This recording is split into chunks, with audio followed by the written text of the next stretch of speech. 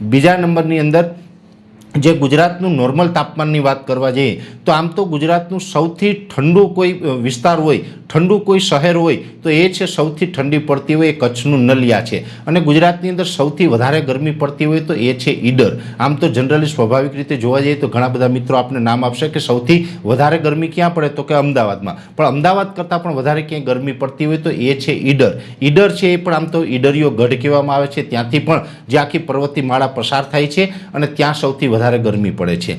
એવી જ રીતે જોવા જઈએ તો ચોમાસાની પણ આપણી એક પેટર્ન છે, શિયાળાની પણ આપણી એક પેટર્ન છે. અરવલ્લીના તમામ પર્વતો છે જો એ ખોદી નાખવામાં આવે, ખનિજો કાઢી લેવામાં આવે અને અરવલ્લીના તમામ પર્વતો છે એને નષ્ટ કરી દેવામાં આવે તો ઉત્તર ગુજરાતના મોટા ભાગના વિસ્તારો છે એ રણમાં ફેરવાઈ જશે અને સાથોસાથ ગુજરાતનું જે તાપમાન છે એ ભયંકર રીતે વધી જશે. એટલે કે જો આ પર્વતો નહીં હોય તો જંગલ પણ ઘટશે, જેને કારણે આપણું તાપમાન છે એ તાપમાન 50 ડિગ્રી અથવા તો એનાથી વધી પણ શકે છે. એટલે આપણું આખું વાતાવરણ છે એ ખોરવાઈ શકે છે અને જ્યારે પણ ઠંડી પડે ત્યારે ઠંડી અત્યારે જે નોર્મલ પડે છે એના કરતાં પણ વધુ ઠંડી પડી શકે છે. અને આ બંને રીતે શિયાળા અને ઉનાળા ઉપર અસર કરશે. બીજી અસર કરશે ચોમાસા ઉપર. જો અરવલ્લીના પર્વતો ન હોય અથવા તો કેરળ આસપાસથી જે પર્વતીય પ્રદેશો છે એ ન હોય અથવા તો મધ્યપ્રદેશ કે મહારાષ્ટ્રના પર્વતો ન હોય અને એની સાથે સાથે જે અરવલ્લીના પર્વતો છે એ પણ ન હોય, આ તમામ પર્વતો ન હોય તો બીજા રાજ્યના ચોમાસા ઉપર તો અસર પડે પણ ગુજરાતમાં પણ અસર પડે.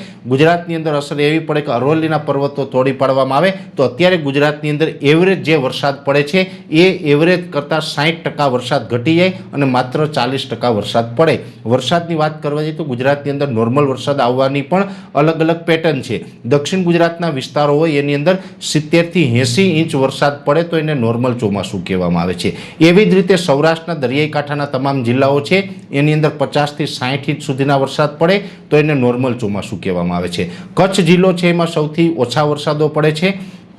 કચ્છ જિલ્લાની અંદર માની લઈએ છીએ કે કદાચ 15થી લઈ અને 10 ઇંચ, 15 ઇંચ કે 18 ઇંચ સુધીના વરસાદ પડે તો પણ એને નોર્મલ ચોમાસું ગણવામાં આવે છે. ઉત્તર ગુજરાતના ભાગોની અંદર 35થી 45 ઇંચ સુધીનો ચોમાસા દરમિયાન વરસાદ પડે તો પણ નોર્મલ ચોમાસું કહેવામાં આવે છે. જો ઉત્તર ગુજરાતની અંદર 35 કે 45 ઇંચ વરસાદ પડે ને નોર્મલ ચોમાસું ગણાય, પણ જો દક્ષિણ ગુજરાતની અંદર કદાચ 50 ઇંચ વરસાદ પડે તો પણ એને નોર્મલ કરતાં ઓછું ચોમાસું કહેવાય. કેમ કે બધી જ જગ્યાએ ચોમાસામાં વરસાદ પડવાની નોર્મલ કન્ડિશન છે ઇંચની દ્રષ્ટિએ અલગ અલગ છે, જેની અંદર ભૌગોલિક કારણ છે અને ભૌગોલિક કારણને હિસાબે અલગ અલગ વિસ્તારમાં ગુજરાતમાં અલગ અલગ માપદંડો રાખવામાં આવેલા છે.